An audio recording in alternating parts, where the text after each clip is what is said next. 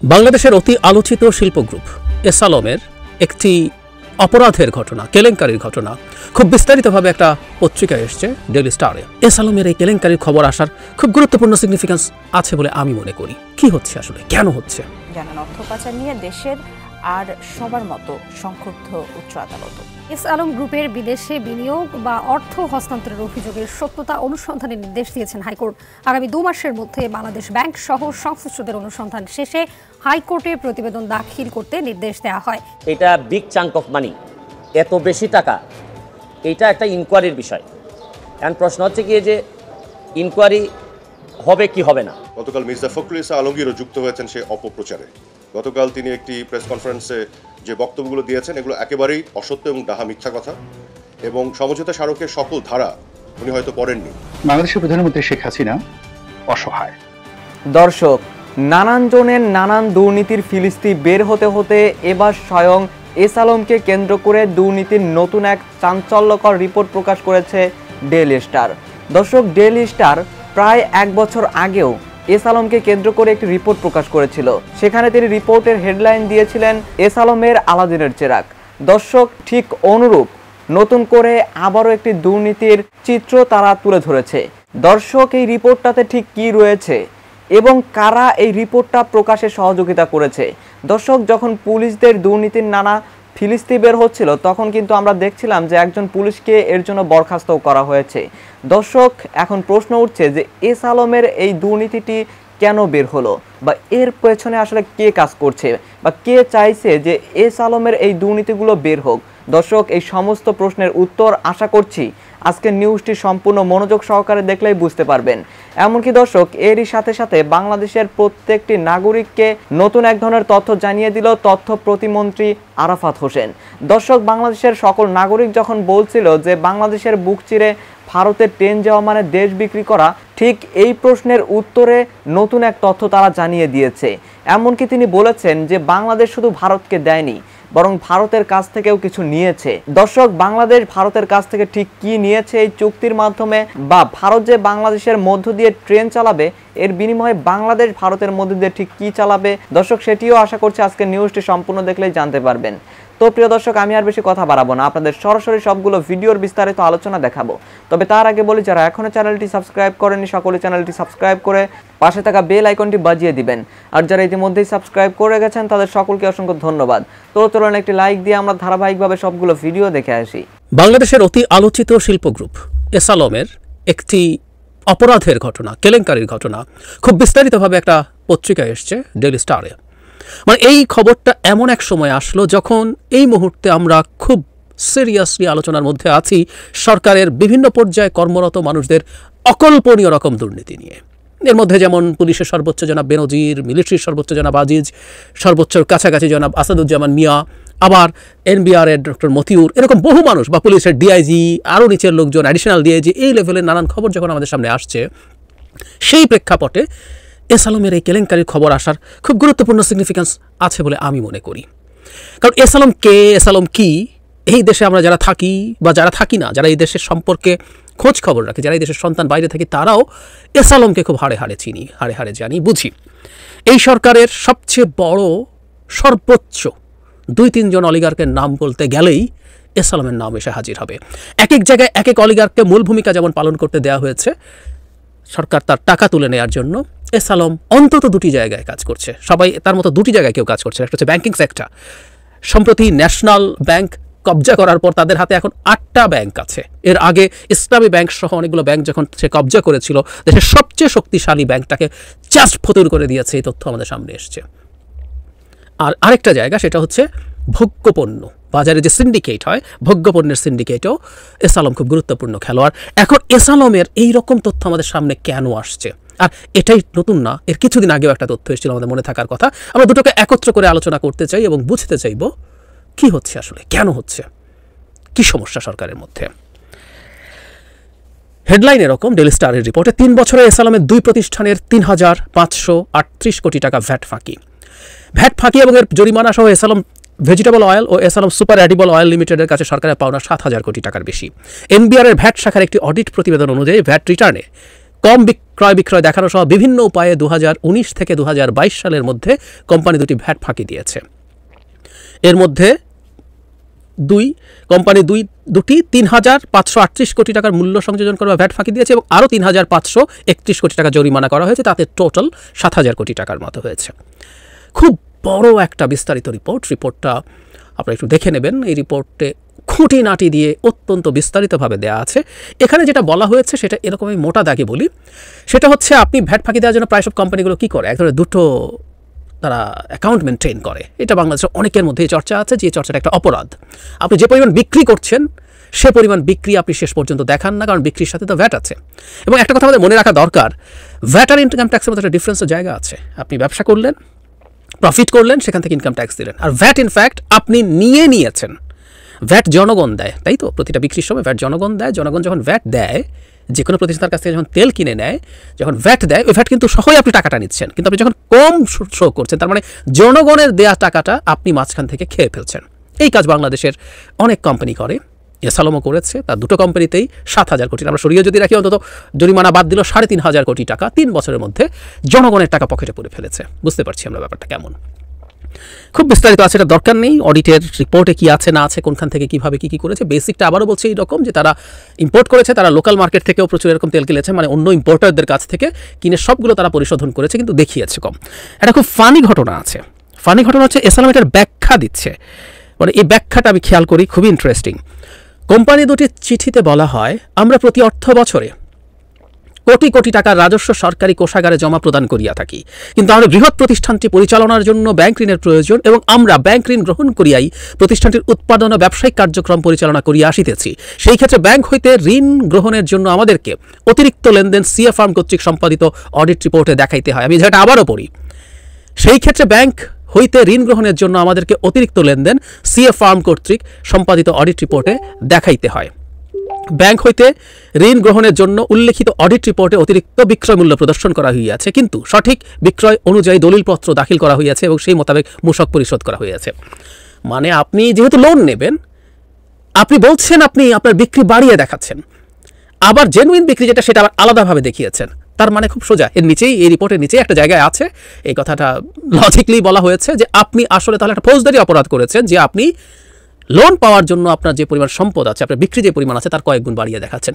বাংলাদেশের লোন নিয়ে যত 2 নম্বরই হয়েছে, তা প্রায় সবগুলো এরকমই। আপনি একটা জমি যদি কোলাটারাল দেখান, সেটার দাম যদি 1 টাকা হয়, আপনি 10 টাকা দেখান, দেখিয়ে লোন নেন, নিয়ে মেরে দেন বা যাই করেন। এখানেও ঠিক এই কথাটা তারা তাদের অফিসিয়াল জবাবে বলছে, তারা এটা করেছে। আসলে ব্যাপারটা তো আমরা বুঝতে পারি, আপনি আসলে দিনের শেষে এই টাকাটা মেরে দিয়েছেন, বা উল্টো যদি আপনি ওটাও করে থাকেন, সেটাও একটা ফৌজদারি অপরাধ করেছেন। এখন প্রশ্ন হচ্ছে, এসালম মানে বাংলাদেশে এসালমের কাছে 3,500 কোটি টাকা তো মাত্র, শুধু না অতিমাত্র টাইপের কোনো শব্দ থাকলে সেটা হতে পারে, এটা অতিমাত্রের মতো ব্যাপার, তুচ্ছ ব্যাপার। এবং এসালমের এই অবিচার, মানে এই অন্যায়, এই অপরাধ, এই কেলেঙ্কারি ধরছে কে? NBR, which is very important. আমি আসবো এই জায়গায়, আবার কেন ইম্পর্টেন্ট বলছি। এর আগে আমাদের একটা রিপোর্টের কথা নিশ্চয়ই মনে আছে, এসালমের আলাদিনের চেরাগ। এই রিপোর্টটাও ডেইলি স্টারে পাবলিশ হয়েছিল অগাস্ট 4, 2023, তার মানে 1 বছরেরও কম সময় আগে, মোটামুটি 10 মাস আগে এই রিপোর্ট। সেই রিপোর্টে আমরা দেখেছিলাম এসালম $1 বিলিয়ন, আই রিপিট $1 বিলিয়ন, এখনকার হিসাবে 12,000 কোটি টাকা অন্তত বিদেশে পাচার করেছিল কতগুলো অফশোর কোম্পানি খোলার জন্য। সোজা সাপটা কথায় টাকা পাচার হয়েছিল, এইরকম একটা রিপোর্ট তখন এসেছিল। মানে এসালমের বিরুদ্ধে একটা রিপোর্ট টাকা পাচারের বাংলাদেশের মাটিতে অবাক করেছিল আমাদের অনেকে, অবাক হওয়ারই কথা। সর্বোচ্চ 2-3 অলিগার্কের এক অলিগার্ক হয়ে, যিনি এই দেশের প্রধান লুটপাটের সাথে জড়িত, নানা রকম জায়গা থেকে বিভিন্ন ফর্মে টাকা তার ক্ষেত্রে তুলে নেওয়ার অভিযোগ আছে। মানে আমরা যদি ক্লিয়ারলি বলি, সেটা হচ্ছে, আপনি দেখবেন যে ইসলামী ব্যাংকে ভয়ঙ্কর নভেম্বর বলে একটা রিপোর্ট হয়েছিল, যেখানে কিভাবে এক মাসে ইসলামী এবং অন্যান্য কতগুলো ইসলামী ব্যাংক থেকে এসালমের কর্তৃত্বাধীন 3,000 কোটি টাকা 1 মাসে তুলে নিয়ে যাওয়া হয়েছে। সো এই সব তথ্য আমাদের সামনে আছে। কিন্তু একটা জিনিস খুব ইম্পর্টেন্ট, সেটা হলো ডেইলি স্টারের আগের রিপোর্টটা, যেটাতে তার টাকা পাচারের কথা আছে, বা প্রথম আলোর এই যে ইসলামী ব্যাংক থেকে বেনামে লোন তুলে নেয়, এগুলো একটা পত্রিকা পাবলিশ করেছে, আমরা এভাবে বলতে পারি। যদিও এই প্রশ্ন আমরা লজিক্যালি করেছি, এসালমের মতো প্রতিষ্ঠানের বিরুদ্ধে পত্রিকা এই রিপোর্ট খুব সহজে, মানে এত তথ্য তাদের পাওয়া, আবার এট দ্য সেম টাইম যদি তারা পায়ও সেটা পাবলিশ করা, বর্তমান যে একটা চরম কর্তৃত্ববাদী বা স্বৈরাচারী সরকার আছে তার সময় পাবলিশ করার সাহস তো খুব সোজা না। সো আমরা ধারণা করেছি যৌক্তিকভাবেই এর পেছনে অন্য কেউ হয়তো আছে। আর এবারকার ঘটনাটা একটু ডিফারেন্ট, আবারও বলছি, কারণ হলো এবার এটা এনবিআর ইনভেস্টিগেট করে এটা করেছে এবং ইনভেস্টিগেট করে এই তথ্য আমাদের সামনে নিয়ে এসছে এনবিআর, এবং সেটা একটা রাষ্ট্রীয় প্রতিষ্ঠান, মানে এনবিআরের সেই সাহস তাকত হয়েছে, তারা এস আলমের ইনভেস্টিগেট করছে, করে তার এই কেলেঙ্কারি বিস্তারিতভাবে তুলে আনছে এবং এস আলম ফৌজদারি অপরাধ করছে, তার স্টেটমেন্ট যে বক্তব্য দিচ্ছে সেটাও সেই প্রতিষ্ঠানের পক্ষ থেকে বলা হচ্ছে। মানে এত সাহস কেন, এত সাহসের উৎস কোথায়? এই প্রশ্নটাই শুরুতে করেছিলাম, আমরা একটু জবাব খোঁজার চেষ্টা করি। যখন বেনজির, আজিজ আহমেদ, আসাদুজ্জামান মিয়াদের তথ্য আমাদের সামনে আসতে শুরু করলো, তখন আমরা এই আলোচনা যৌক্তিকভাবেই করেছি যে এটা আসলে এত সহজ ছিল না। এবং আমরা দেখব যে ওই রিপোর্ট, বিশেষ করে যারা বেনজিরের রিপোর্ট একটা স্পেসিফিক শিল্পগোষ্ঠীর একটা পত্রিকাতে এসছে এবং সেই পত্রিকার সাথে আরেকটা গ্রুপের সংঘাত আছে, যে সেই শিল্প গ্রুপের সাথে আরেক শিল্প গ্রুপের সংঘাত আছে যাদের সাথে বেনজিরের যোগাযোগ ছিল বলে ধারণা করা হয়।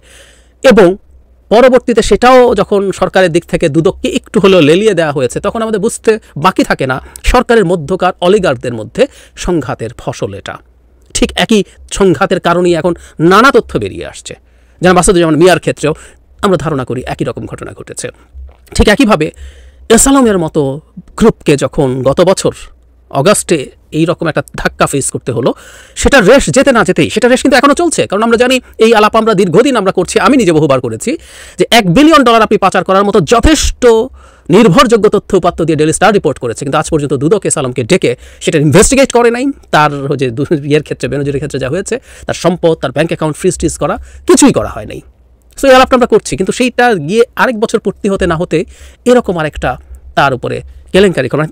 আপনি এস আলমকে 3,500 টাকা ফাঁকিতে অ্যাকিউজ করছেন, সাথে জরিমানা দিয়ে 7,000 কোটি টাকা তাকে পে করতে হবে বলছেন, খুব সোজা না, এনবিআরের পক্ষে কোনোভাবেই সোজা না। সুতরাং আমি নিশ্চিতভাবে বলতে পারি, মানে এস আলম এই কাজটা করে নাই তা বলছি না, ওনারা এটা না, আরও বহু করে গেছে, নানা রকমভাবে করে গেছে, বাংলাদেশে আরও বহু অলিগার্ক এই কাজগুলো করে। কিন্তু এই মুহূর্তে দেয়ার্স এ সিগন্যাল, কোনো জায়গা থেকে এনবিআরকে দেওয়া হয়েছে এস আলমের এই ব্যাপারগুলো দেখতে হবে, ধরতে হবে।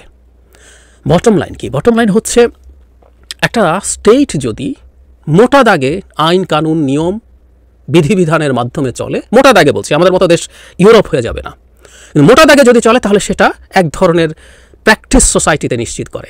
আর যদি একটা স্টেট কার্যত মগের মুল্লুকে পরিণত হয়, মাফিয়া স্টেটে পরিণত হয়, তখন খুব স্বাভাবিকভাবেই প্রত্যেকটা মাফিয়া চেষ্টা করবে কত বল প্রয়োগ করে তার শক্তি দেখাতে পারে। সে যত বেশি শক্তি দেখাতে পারবে, সে তত বেশি যে কেকটা সবাই মিলে খাচ্ছে তার বেশি পার্সেন্টেজ, তার বেশি অংশ সে খেয়ে ফেলতে পারবে। শুধু এই বল প্রয়োগের মাধ্যমেই তখন বাকি সব কিছু নির্ধারিত হয়। এস আলম অত্যন্ত মহাপরাক্রমশালী একটা প্রতিষ্ঠান। কেউ একজন এখন এস আলমকে যদি ধাক্কা দিয়ে এস আলমকে টু সাম এক্সটেন্ট কিছু ক্ষতি করে সে নিজে টিকে থাকতে পারে, সেটা যদি সে করে সক্ষম হয়ে উঠতে পারে, অপরপক্ষ দেখা যাবে তাদের যেই জায়গা, তাদের এই ক্ষমতা যাদের কাছে দেখাতে যায়, তার কাছে আরও বড় পাওয়ারফুল হিসাবে আবির্ভূত হবে। সো এস আলমের বিরুদ্ধে এই মুহূর্তে এটাকে আশাকে আমি এভাবেই ব্যাখ্যা করতে চাই। গতকাল মির্জা ফখরুল ইসলাম আলমগীরও যুক্ত হয়েছেন সে অপপ্রচারে। গতকাল তিনি একটি প্রেস কনফারেন্সে যে বক্তব্যগুলো দিয়েছেন, এগুলো একেবারেই অসত্য এবং ডাহা মিথ্যা কথা, এবং সমঝোতা স্মারকের সকল ধারা উনি হয়তো পড়েননি, বা যারা এই অপপ্রচার করছেন তারা সকল ধারা পড়েননি। সকল ধারা না পড়ে, না বুঝেই খণ্ডিতভাবে তারা এগুলো তুলে ধরে সাধারণ মানুষকে বিভ্রান্ত করছে। এই জন্য আজকে আমি সঠিক তথ্যগুলো আপনাদের সামনে তুলে ধরবো ডকুমেন্ট সহকারে। যে কথাগুলি বলা হচ্ছে যে বাংলাদেশের বুক চিরে ভারতীয় ট্রেন এক প্রান্ত থেকে আরেক প্রান্তে যাবে, বুক চিরে যাওয়ার যে বিষয়টি, কিন্তু এই সমঝোতা স্মারকে এটিও বলা আছে যে ভারতের মধ্য দিয়েও বাংলাদেশের ট্রেন নেপাল এবং ভুটানে যাবে, এই সমঝোতা স্মারকে বলা আছে। এবং নেপাল এবং ভুটান থেকে বাংলাদেশের ট্রেন বা তাদের ট্রেন ভারতের মধ্য দিয়ে বাংলাদেশে এসে মংলা পোর্ট বা চিটাগং পোর্ট ব্যবহার করবে। তারা কিন্তু এখন কলকাতা পোর্ট ব্যবহার করে, অর্থাৎ আমাদের পোর্টগুলোকে আমরা লাভজনক করব। তাহলে কি আপনি বলবেন যে ভারতের নতজানু পররাষ্ট্রনীতি হয়ে গেল, তারা তাদের কলকাতা পোর্টকে বঞ্চিত করে বাংলাদেশের পোর্টকে লাভজনক করে দিচ্ছে? বিষয়টি কিন্তু আসলে আঞ্চলিক সহযোগিতার বিষয়, রিজিওনাল কানেক্টিভিটির বিষয়। তো এই বিষয়গুলো না বুঝে এই অসত্য কথাগুলি বলা হচ্ছে। তাহলে আরেকটি জিনিস দেখেন কীভাবে তারা হাইড করে গেছে। এটা একটা বিশাল অর্জন আছে আমাদের এই সমঝোতা স্মারকে। আপনারা দেখবেন যে নেপাল থেকে ভারতের মধ্য দিয়ে, ভারতের যে গ্রিড লাইন, সেই গ্রিডের ট্রান্সমিশন লাইন দিয়ে আমরা নেপাল থেকে 40 মেগাওয়াট বিদ্যুৎ আমদানি করব। এবং যখন আমাদের শীত মৌসুমে বিদ্যুতের চাহিদা দেশে কম থাকবে, অতিরিক্ত প্রডিউস করতে পারবো, আমরা রফতানিও করতে পারবো। তাহলে কি আপনি বলবেন যে ভারতের বুক চিরে বাংলাদেশ নেপাল থেকে বিদ্যুৎ আনবে এবং বিদ্যুৎ রফতানি করবে? এখানে তো পুরোটাই আমরা লাভবান হব। কাজে এই যে সমঝোতা স্মারকের এই বিষয়গুলো একেবারে উল্লেখ না করে, সমঝোতা স্মারকের পুরো বিষয়টি যে একটা উইন উইন, দুই দেশের জন্য যে লাভজনক, এই বিষয়টি উল্লেখ না করে খণ্ডিতভাবে তারা অপপ্রচারের স্বার্থে এই মিথ্যাচার করছে, গোলামি চুক্তি বলছে, নতজানু পররাষ্ট্রনীতি বলছে। এবং আরেকটি বিষয় আপনারা খেয়াল করে দেখেছেন যে মির্জা ফখরুল ইসলাম আলমগীর এই কথা বলেছেন এবং অনেক অপপ্রচারকারী এটি বলছে যে আমাদের নাকি নিরাপত্তার ঝুঁকির মধ্যে পড়ে যাব আমরা। কিভাবে? যে ভারত যে ট্রেন নিয়ে যাবে বাংলাদেশের ভিতর দিয়ে, সেখানে তারা আর্মি এবং মিলিটারি সামরিক অস্ত্রশস্ত্র নিয়ে যেতে পারে, তাতে জিও পলিটিক্যাল একটা ক্রাইসিস তৈরি হতে পারে। অথচ আপনাদেরকে আমি আজকে দেখাই যে এই সমঝোতা স্মারকেই 3 নম্বর পয়েন্টে পরিষ্কার বলা আছে, 3 নম্বর পয়েন্টে, এটা আপনাকে দিয়ে দিব। এখানে কি বলা আছে? এখানে বলা আছে যে গুডস উইদাউট রেড ট্রাফিক, মানে রেড ট্রাফিকের সংজ্ঞা দেওয়া আছে, dangerous and offensive goods including arms ammunitions and explosives, অর্থাৎ আর্মস অ্যামিউনেশন অ্যান্ড এক্সপ্লোসিভস এগুলো নেওয়া যাবে না, এই সমঝোতা স্মারকেই পরিষ্কারভাবে বলা আছে। তাহলে এটা কোথায় পেলেন তারা? কল্পিতভাবে একটা উস্কানিমূলক একটা পরিবেশ তৈরি করছেন যে এখান থেকে আর্মস নিয়ে যাবে। সমঝোতা স্মারকে তো এটা নিষেধ করা আছে। দর্শক, আমি আশা করছি আপনারা সকলেই অত্যন্ত মনোযোগ সহকারে সবগুলো ভিডিও দেখেছেন। এমনকি দর্শক, যদি এই ভিডিওগুলো সম্পর্কে আপনাদের কোনো মতামত থেকে থাকে তাহলে তো অবশ্যই জানাবেন। দর্শক, নিউজটি শেষ করছি এখানেই, ফিরছি পরবর্তী নিউজে নতুন কোনো টপিকে। আল্লাহ হাফেজ।